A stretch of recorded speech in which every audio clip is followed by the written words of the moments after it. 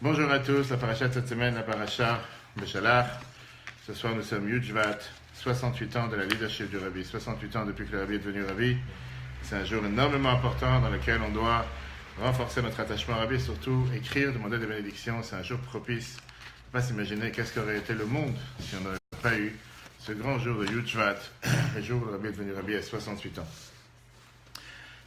Pardon. Aujourd'hui, on va apprendre ensemble un sujet passionnant, un sujet très riche, et c'est un sujet qu'on en parle dans la paracha de cette semaine, qui est la résurrection des morts.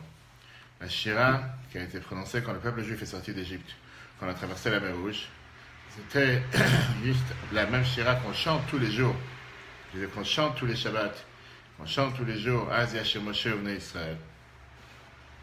C'est la Shira qui est racontée dans toute la Torah. Et cette Shira, c'est le premier mot vient nous enseigner dans la Torah qu'on apprend d'ici, comme quoi la résurrection des morts va prendre place. C'est la question qui est demandée, surtout quand les gens ils perdent des proches, etc. D'où ça sort une telle bêtise?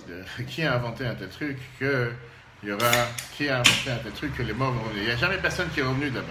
Il y a toujours des gens qui sont partis. C'est le système que Dieu a créé sur terre, que la mort est éternelle, si on peut dire. C'est une fois que quelqu'un y part, et personne n'est revenu. Et on sait que la vie, c'est un sens. Et là vient la paracha de cette semaine. Et cette paracha, elle te propose, soi-disant, elle te propose à premier abord une promesse qui est très très chaleureuse. Et on parle, si on peut dire, d'une promesse que c'est presque impensable de penser qu'elle va se réaliser. Mon cher Rabbeinu, il vient et il dit Az Yashir. Qu'est-ce que ça veut dire Az Yashir? Alors il chantera. Qu'est-ce que ça veut dire alors il chantera? Quand tout le peuple juif est sorti d'Égypte, tout le peuple juif s'est mis à chanter en unisson tous ensemble, et même les femmes ont chanté, on a vu ça dans le cours de lundi, la différence entre la chanson des hommes et la chanson des femmes. Ça veut dire qu'après 3000 ans que Moshe disparaît de la planète, il va se relever descendre avec la résurrection des morts, et on va rechanter encore une fois pour remercier Dieu sur les miracles de la traversée de la mer Rouge.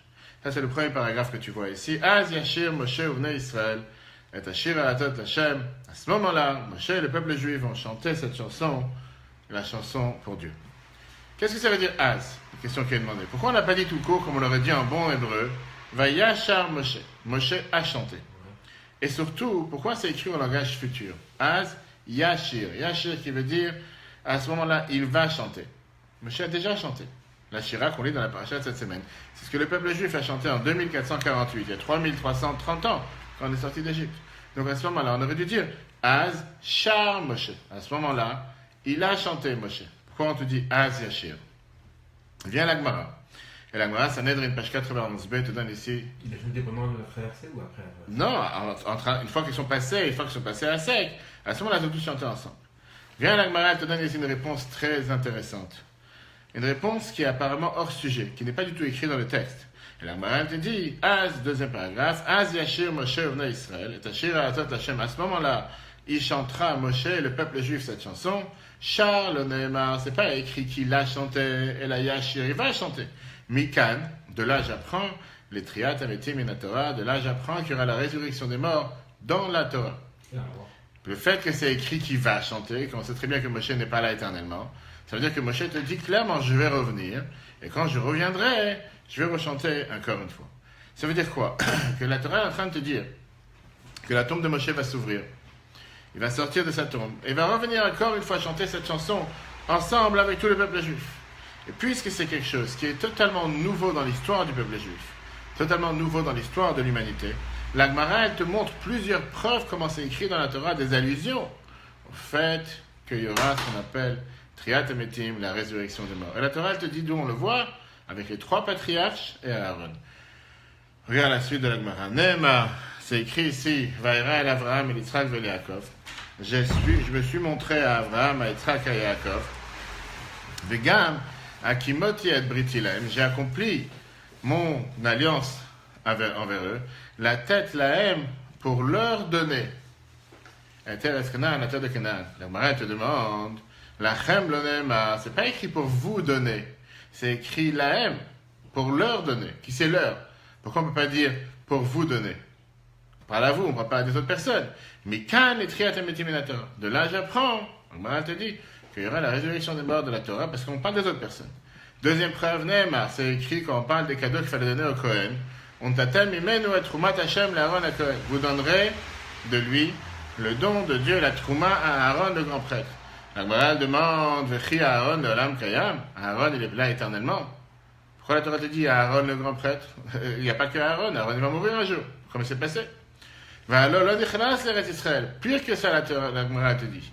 Toute cette mitzvah de donner la trouma va s'appliquer quand on sera en Israël. Aaron n'est même pas entré en Israël. Dans une trouma pour lui donner la trouma.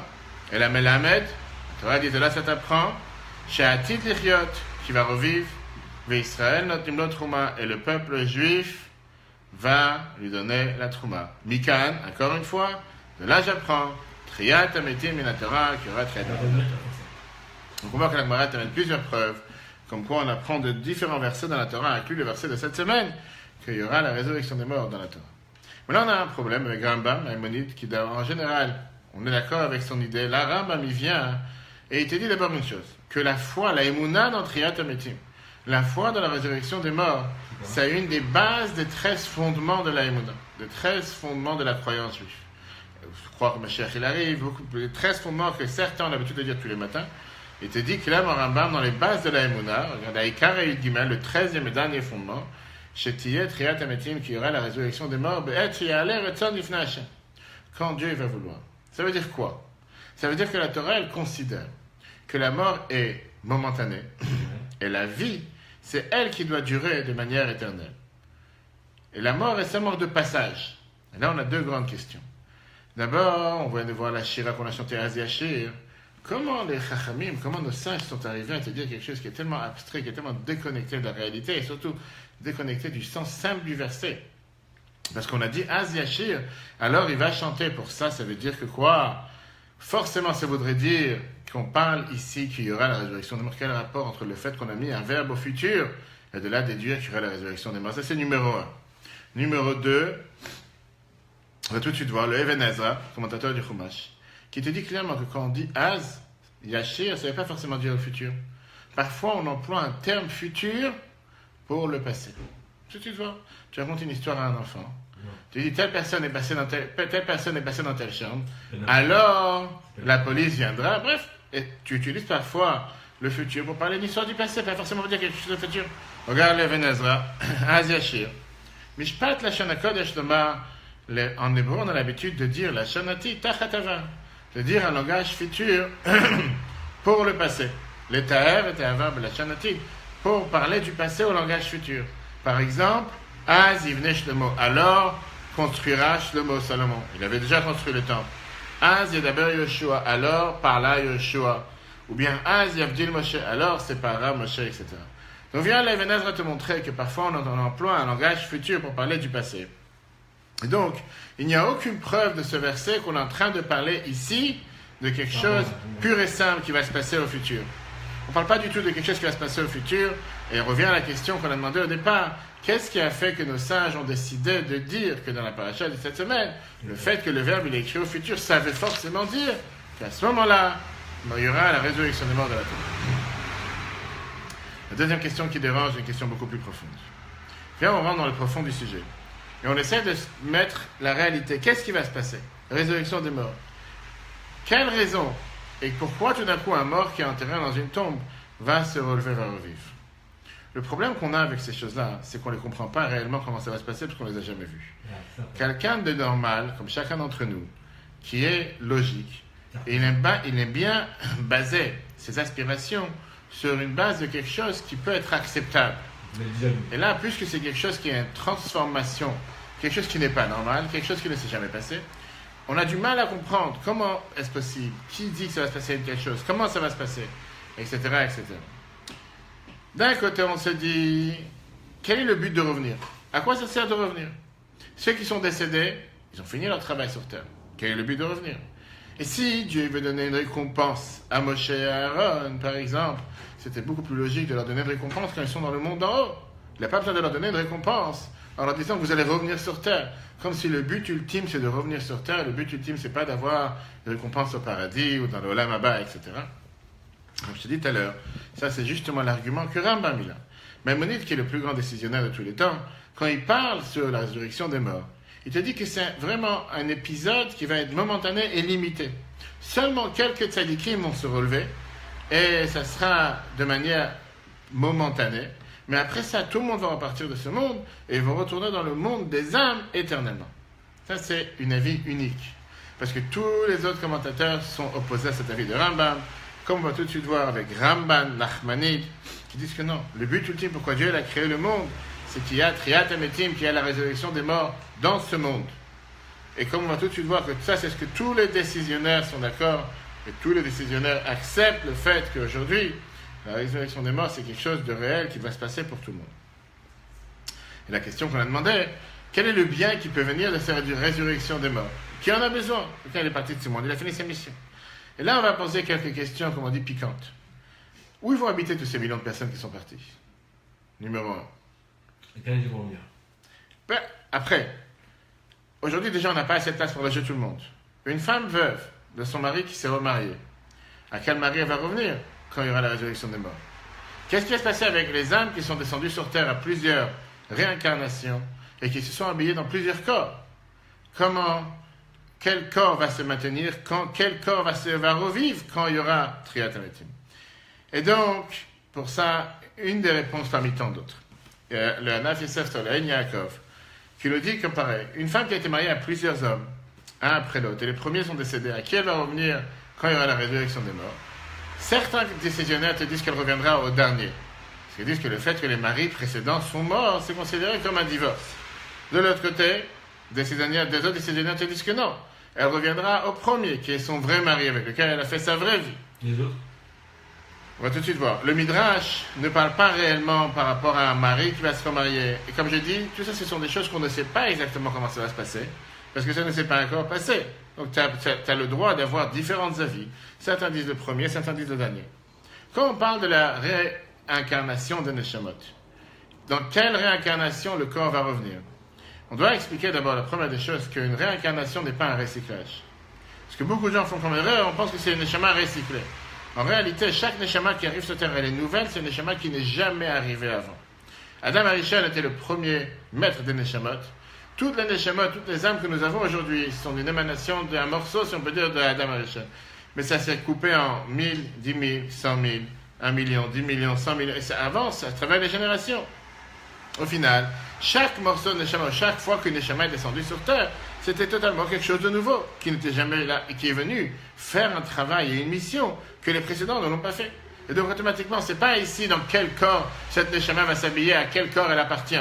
Chaque Neshama appartient à son propre corps. Il n'y a pas ici une Neshama qui appartient à 10 corps différents. La Rizal vient et te dit par exemple, une des meilleures preuves pour te dire comment c'est réel.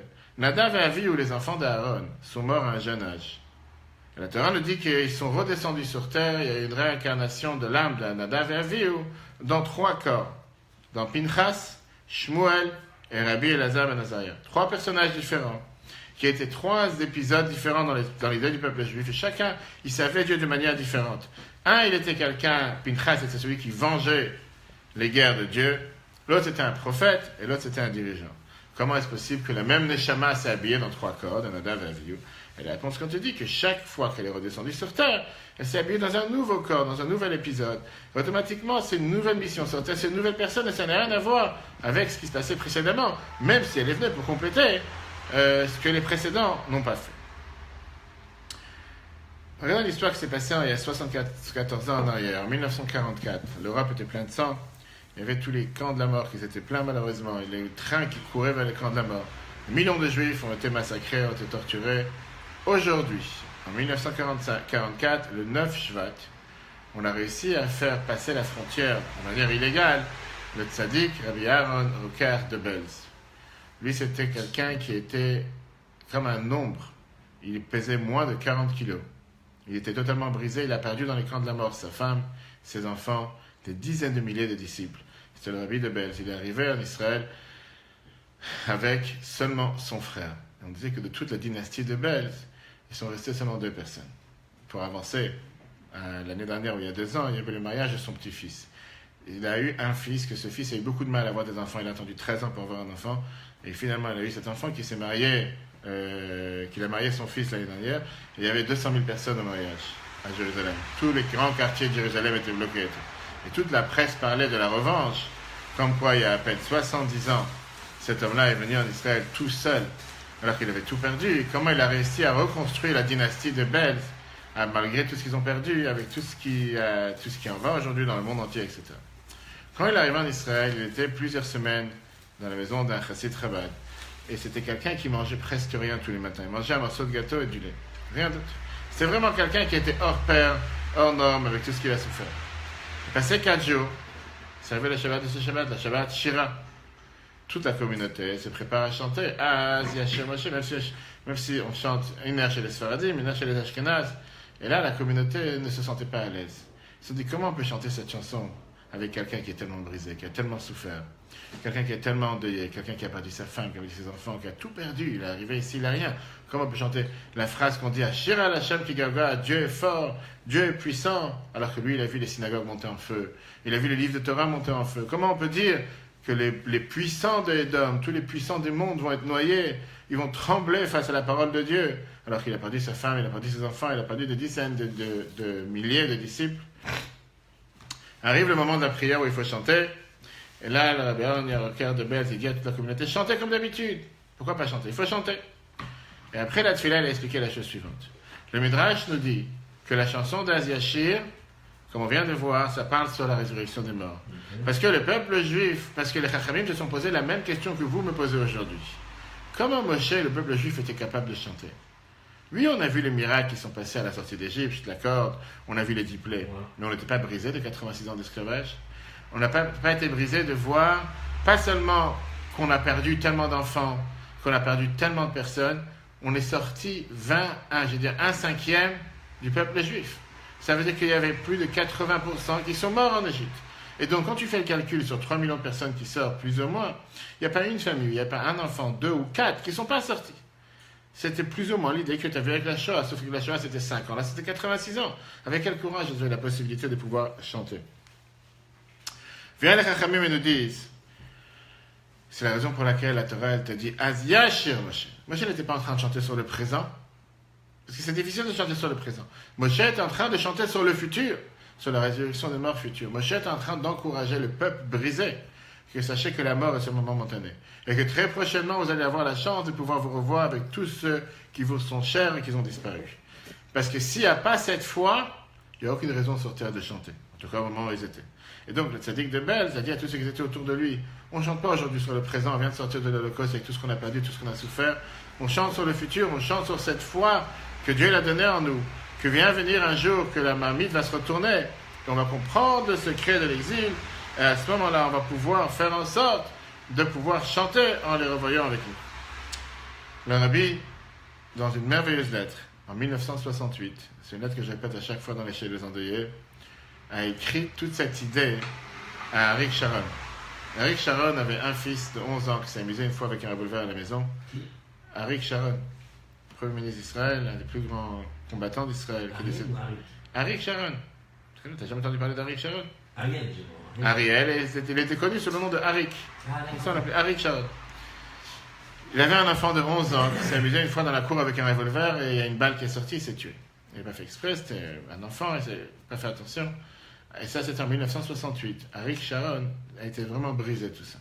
C'était le premier point de contact entre lui et le Rabbi. Le Rabbi lui écrit la lettre, tu as ici, dans le troisième paragraphe. Le Rabbi lui écrit Itztar Tirabot, j'ai eu beaucoup de peine. L'Hérode Beiton de voir dans le journal Alvar Aved Agdala sur la grande perte, puis la carte Beno Arach en perdant votre jeune fils.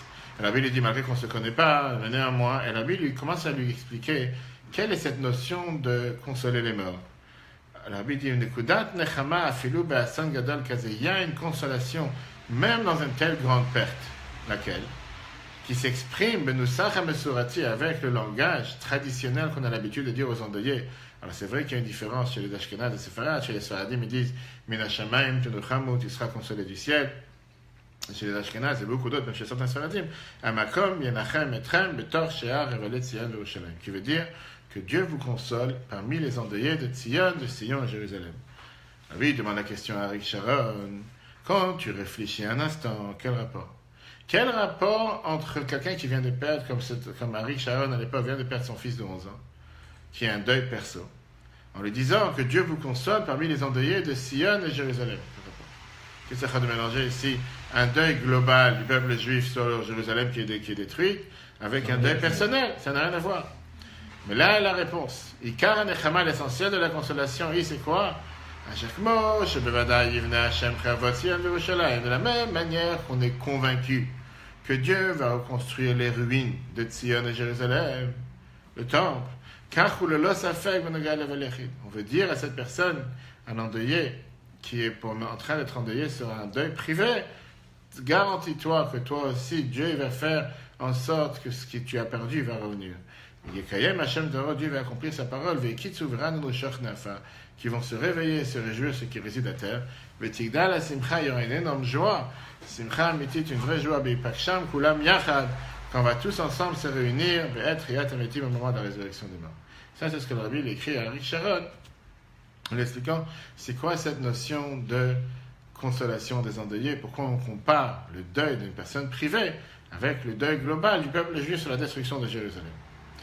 La Torah te dit que la vraie joie sera comme Mashiach sera là, et à ce moment-là, on va pouvoir se réunir avec tous ceux qu'on a quittés, qui nous ont quittés, tous ceux qu'on a perdus, et c'est la raison pour laquelle on rattache toujours le deuil perso au deuil global.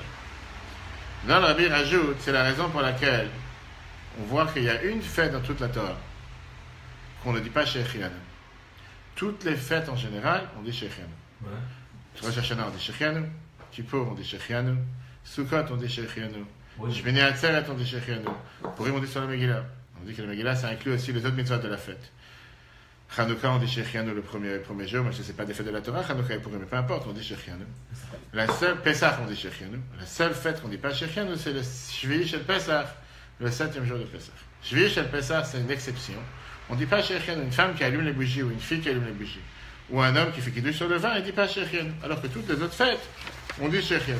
Et la question qui est demandée, l'explication qu'on te dit, en général, c'est que comme le Shvi Shel Pesach, ce n'est pas une fête en soi, c'est la suite et la fin de Pesach qui inclut et qui englobe, même si on a traversé la mer Rouge, mais c'est la fin des miracles de la sortie d'Égypte. Donc ça se rend quitte avec le premier Shechianu et les premières fêtes. Et c'est difficile à comprendre, parce que Shmini Atzeret de Sukkot, le 8e jour de Sukkot, c'est la même chose. C'est quoi Shmini Atzeret? C'est le 8e jour dans lequel on a amené un sacrifice seulement pour le peuple juif, pas pour les 70 nations du monde. C'est aussi la dernière fête de Sukkot. Et néanmoins, on voit qu'on fait Shechianu, on l'a considéré pour une fête à part, à tel point que même dans la Tfila, tu as la partie dans laquelle on dit Chag à Sukkot, et après quand ça arrive Shmini Atzeret, tu dis Shmini Atzeret, c'est comme si une fête totalement séparée. La Bible explique ici une idée merveilleuse. Le Baal Shem Tov, tous les descendants de Chabad, tous les grands maîtres de Chabad ont expliqué à travers les générations que Shvi Shel Pesach reflète la Géoula future, la délivrance future. Quand on a eu la traversée de la mer Rouge, on éclairait à ce moment-là dans le monde les lumières de Dieu, la divinité de manière si forte, comme quand Mashiach sera là. Et donc, c'est la raison pourquoi la Shira qu'on dit tous les jours dans Asia Shir parle sur le futur. Quand tu vois la fin de la Shira, Migdash Hashem Kodenu Yadecha, que Dieu reconstruit son temple, Ve'alu Mosheim Bar Tzion, qu'on va arriver dans la montagne de Tzion, Nishpot Bar Esav, etc.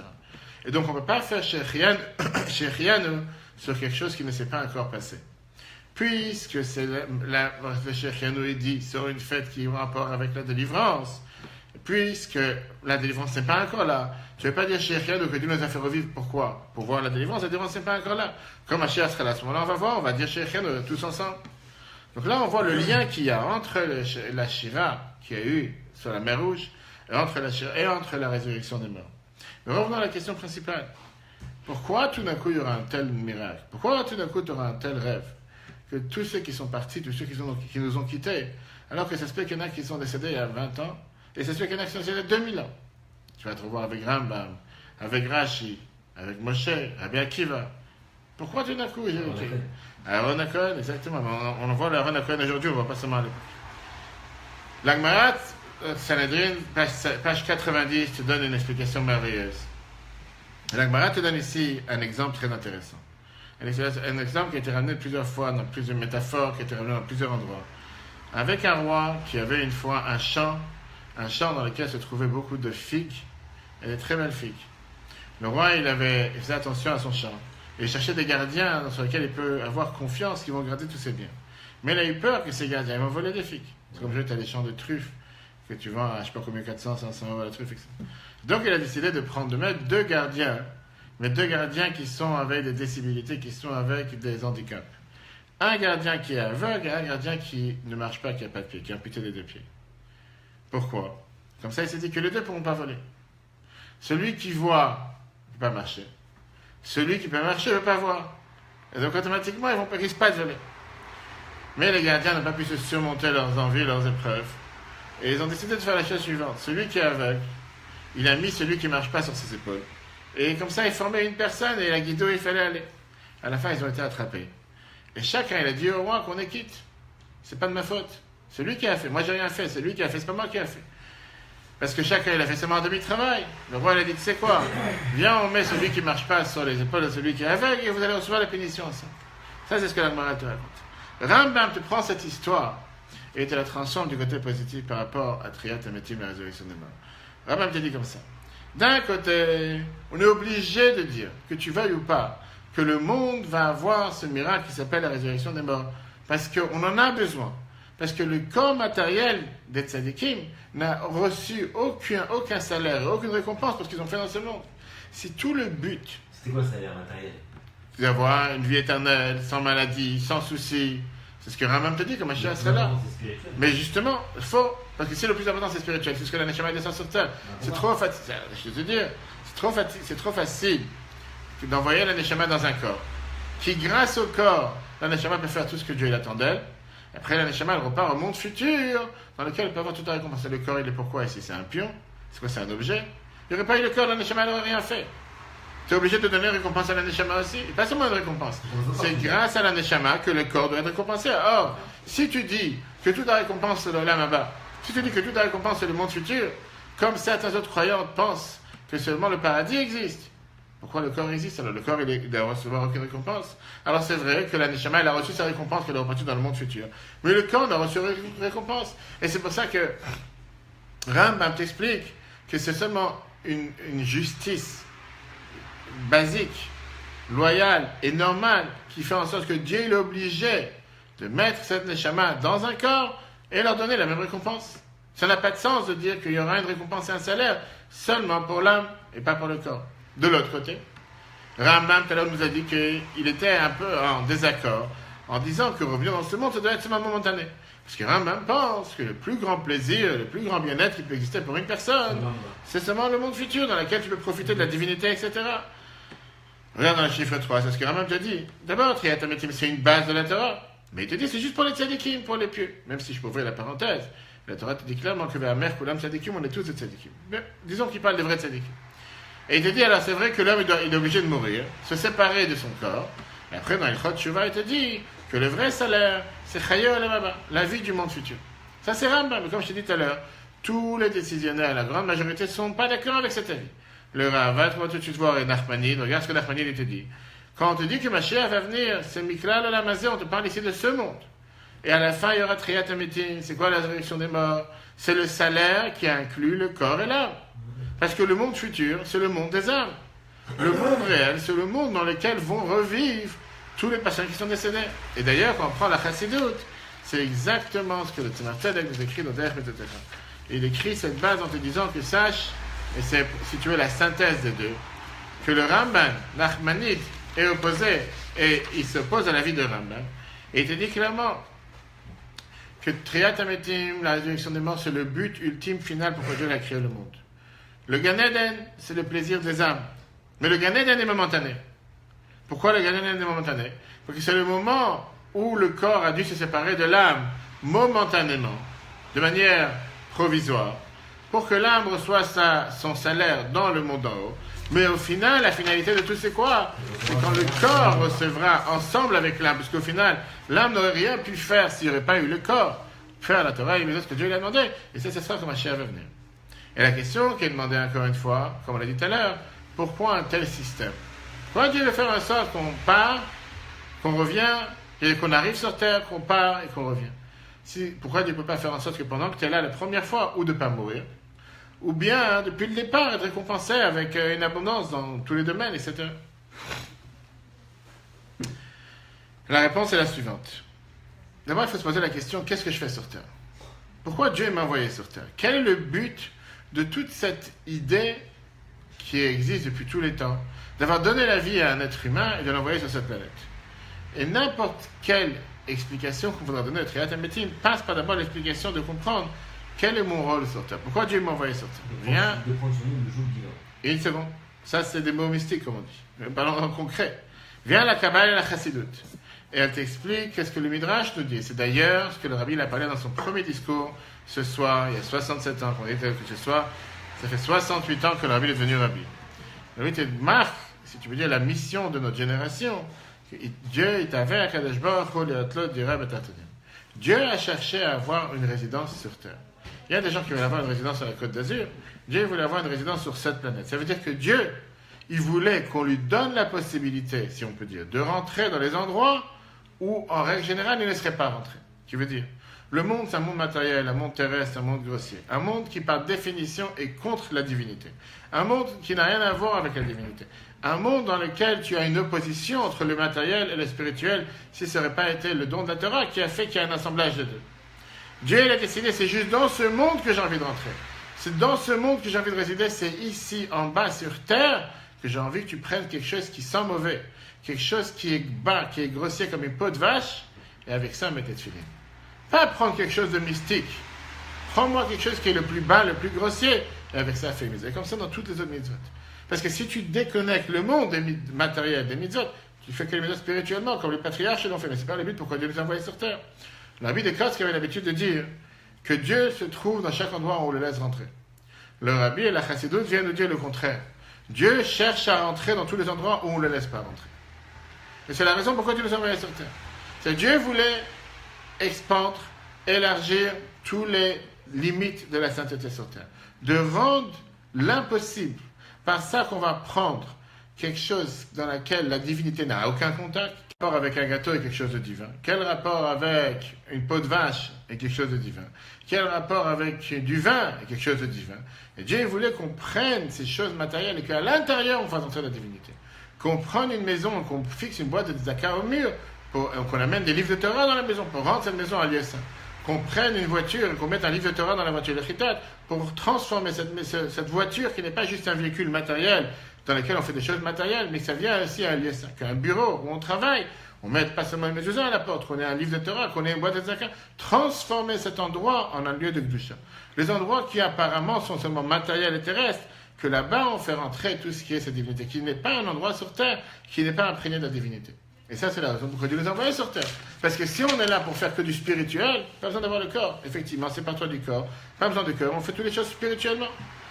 Comment on le fait, comme on dit tout à l'heure? Par chaque bonne action, par chaque étude de la Torah, par chaque mitzvah, par chaque chose que quelqu'un y fait. Tu transformes le matériel, le grossier, bassesse, terrestre, tout ce qui est totalement en désaccord avec la spiritualité. Et c'est dans là que tu fais entrer la Kedusha. C'est pas par hasard qu'on l'a parlé plusieurs fois, que l'institut du mariage, la Torah l'appelle Kiddushin. Toute l'idée du mariage dans la Torah s'appelle Kiddushin. Kiddushin, c'est le mot Kedusha, sainteté. Quand dans le monde, l'idée d'avoir des rapports conjugaux, c'est la chose la plus basse, grossière, matérielle, terrestre, animale, à tel point que si quelqu'un veut être proche de Dieu, il n'a pas le droit de se marier, pour certaines religions. Viens la Torah et te dit que c'est quoi le rapport qu'un homme il a avec sa femme?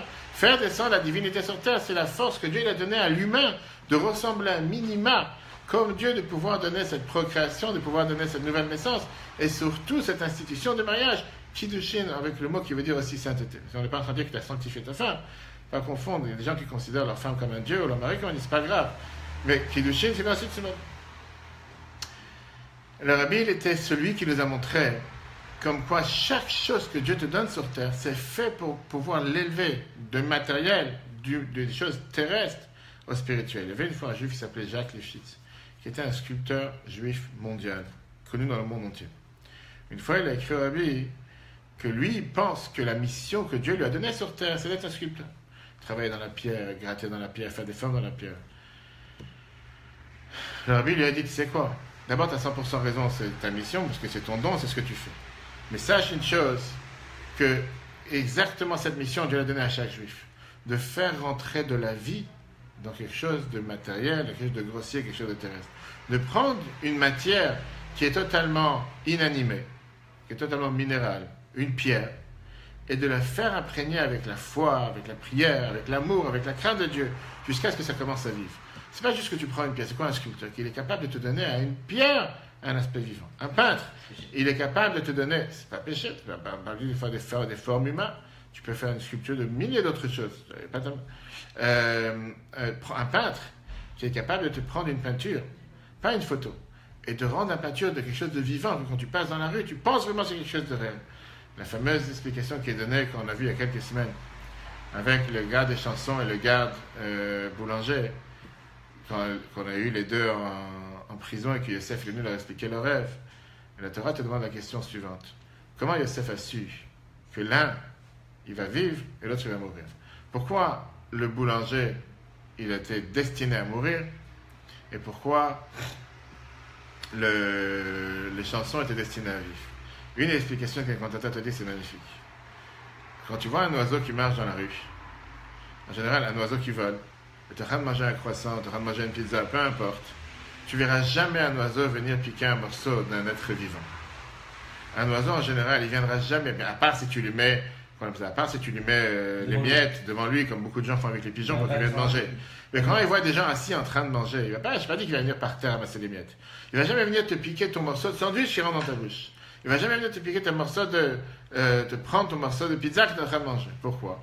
Parce que par définition, Dieu l'a donné à un oiseau la crainte d'un humain vivant. Par contre, combien de fois ça arrive que des fois tu as une peinture, quelque chose qui est magnifique, avec des pins, etc. Et des fois tu as des oiseaux qui vont entrer, qui foncent dans la peinture. Ça arrive, j'ai vu avec mes propres yeux, que des fois ils peuvent arriver parce qu'ils sentent que c'est quelque chose qui n'est pas vrai. Ça a l'air d'être vrai, ça a l'air d'être quelque chose qui est tellement vrai, mais c'est pas vrai. Yosef a dit à ce chef boulanger, le fait que pendant que tu te promènes avec les pains dans ta main, il avait les pains sur sa tête, un oiseau vient manger des pains, ça veut dire que tu es déjà condamné mort. Parce que si tu aurais été vivant, il ne serait jamais venu t'embêter. Bien, le Rabbi te dit, c'est le rôle pour qu'est-ce que Dieu l'a donné sur terre, il nous a donné à chacun d'entre nous, de faire rentrer la vitalité dans les choses qui sont mortes, de faire rentrer la vitalité dans les choses qui sont totalement minérales, végétales, qui n'ont aucun sens, qui n'ont aucun but, qui n'ont aucun contact avec le judaïsme. C'est ça qui fait rentrer dans la vie humaine. Et c'est pour ça que le but même, pourquoi Dieu a créé le monde, c'est que l'âme et le corps se réunissent encore une fois. C'est la chose la plus normale. C'est l'ultime but de la création, d'arriver au moment où il y aura une harmonie, pas une bagarre comme aujourd'hui. Aujourd'hui, on est en train de se battre à longueur de journée entre le corps et l'âme, que le corps va faire une chose et l'âme va faire autre chose. Alors que là, ça sera totalement naturel. Le corps va vouloir faire ce que l'âme elle veut, l'âme va vouloir faire ce que le corps veut. Ça sera en harmonie, comme Rambam te dit, comme un chef va venir. Les bons plats et l'argent, et tous les bienfaits matériels seront en abondance par terre. On n'a pas besoin de se casser la tête à aller les chercher. Le monde se cherchera à la seule chose, à vouloir faire la volonté de Dieu.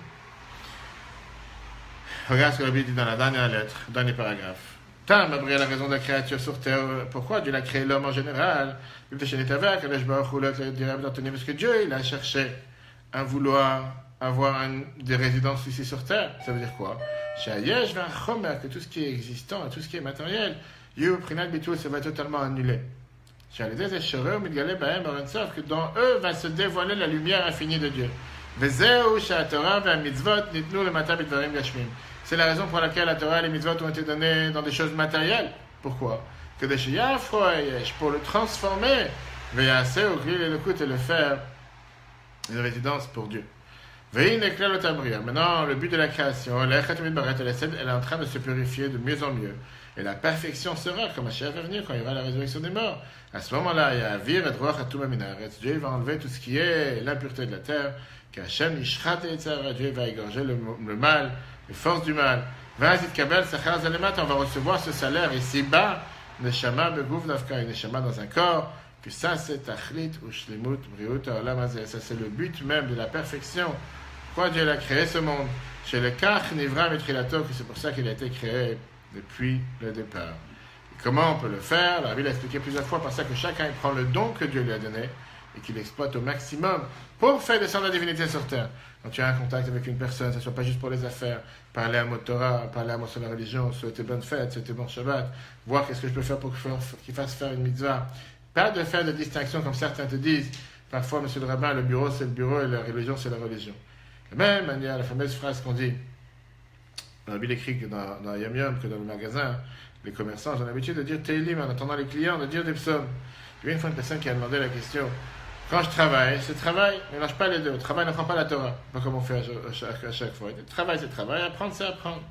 La réponse qu'on donne à une telle personne, c'est que quand tu es en train de faire la prière, la Hamida, tu penses à ton travail. Quand tu es en train de travailler, tu as le droit de penser au bon Dieu. C'est pas incompatible. De la même manière que quand tu pries, tu n'es pas tellement consacré, tu penses aussi à ton travail sans arrêt, tu regardes les portables. Quand tu apprends, tu peux aussi penser à mon Dieu, c'est pas intéressant. Au contraire, c'est grâce à ça qu'on amène la bracha.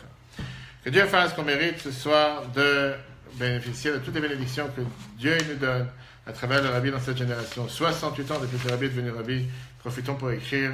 Le Rabbi écrit sur le oel@oelchabad.org. On peut envoyer aussi avec Chabad.org. Le cours sera sur Google Play, l'application Itora juste après dans l'après-midi. Et qu'on puisse être réunis avec le Rabbi très prochainement avec la venue de Mashiach à Jérusalem. Que Dieu vous bénisse et à la semaine prochaine. Très grande conférence, si Dieu veut, samedi soir à 21h sur qu'est-ce que ça veut dire le Rabbi pour moi, en quoi c'est mon Rabbi, qu'est-ce que le Rabbi attend de chacun d'entre nous. Et la semaine prochaine, bien sûr, tout bisous.